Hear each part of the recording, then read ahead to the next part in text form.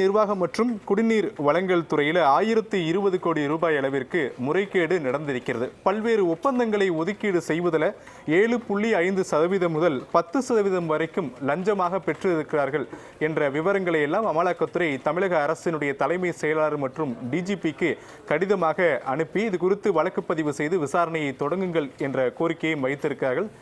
இது குறித்து தான் நாம் பேசிக்கொண்டிருக்கிறோம். நம்மோடு பாரதிய ஜனதா கட்சியை சேர்ந்த திரு நாராயணன் திருப்பதி தொலைபேசி வாயிலாக இணைந்திருக்கார். சார் வணக்கம். சார், கடந்த அக்டோபர் மாதம் 27ஆம் தேதி அமலாக்கத்துறை தமிழக அரசுக்கு கடிதம் எழுதுகிறது. 888 கோடி ரூபாய் அளவிற்கு KN நேரு சார்ந்த துறையில் ஊழல் நடந்திருக்கிறது என்று.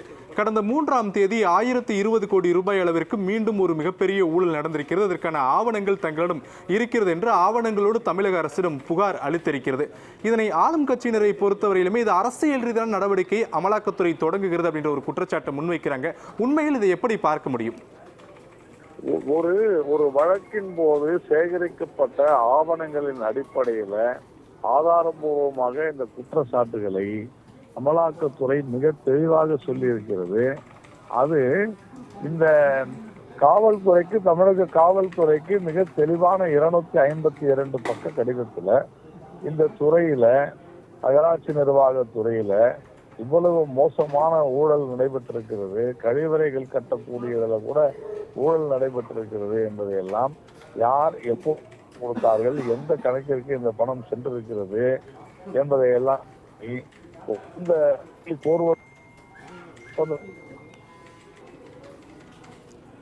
சார், இரண்டாவது முறையே அந்த கடிதத்தை அமலாக்கத்துறை எழுதியிருக்கிறாங்க. ஆனால் முதல் கடிதத்தின் மீது இப்போது வரை தமிழக அரசோ அல்லது துறை சார்ந்த நபர்களோ எந்த விளக்கங்களும் சொல்லப்படாத நிலையில அமலாக்கத்துறையுடைய அந்த கடிதத்தின் மீது தொடர்ந்து தமிழக அரசு மௌனம் காப்பதை நம்ம எப்படி புரிஞ்சுக்கலாம்? இன்னும் தேர்தல் சில மாதங்கள்ல நடைபெற இருக்கிறது.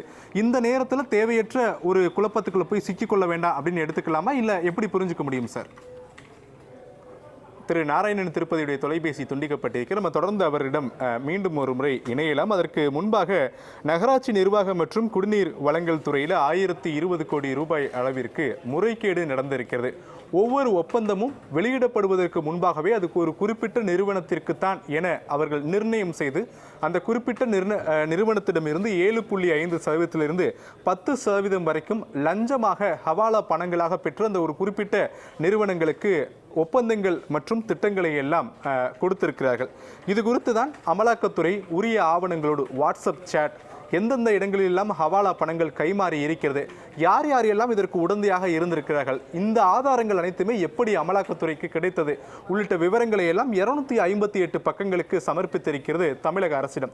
தமிழக அரசின் தலைமை செயலாளர் மற்றும் டிஜிபி உள்ளிட்டோருக்கு 3/12/2025 நடப்பு மாதம் 3ஆம் தேதி இந்த கடிதத்தை அமலாக்கத்துறை அனுப்பியிருக்கிறது. இந்த கடிதத்தினுடைய விவரங்கள் நேற்று வெளியாகி இருக்கக்கூடிய நிலையில தொடர்ச்சியாக நகராட்சி நிர்வாகம் மற்றும் குடிநீர் வழங்கல் துறைக்கு எதிராக இரண்டாவது முறையாக அமலாக்கத்துறை இந்த கடிதம் எழுதியிருக்கிறது என்பதை புரிந்து கொள்ள முடிகிறது. முதலாவதாக 27/10/2025 888 கோடி ரூபாய் அளவிற்கு நகராட்சி நிர்வாகம் மற்றும் குடிநீர் வழங்கல் துறையில பணி நியமனம் செய்வதற்காக லஞ்சம் பெற்றிருக்கிறார்கள் என்ற குற்றச்சாட்டை அமலாக்கத்துறை முன்வைத்திருந்தது.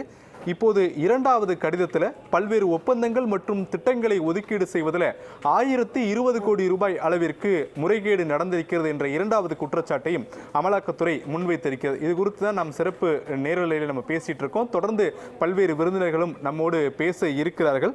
தொடர்ந்து நம்முடைய செய்தியாளர் நித்யானந்தமும் இணைந்திருக்கிறார். நித்யானந்தத்தோடு பேசலாம். நித்யானந்தம், பாரதிய ஜனதா கட்சியை சேர்ந்த நாராயணன் திருப்பதி நம்மோடு மீண்டும் இணைந்திருக்கார். சார், நம்ம முன்பு கேட்டது போலதான் அமலாக்கத்துறை கடிதங்களை எழுதி கொண்டே இருக்கிறார்கள்.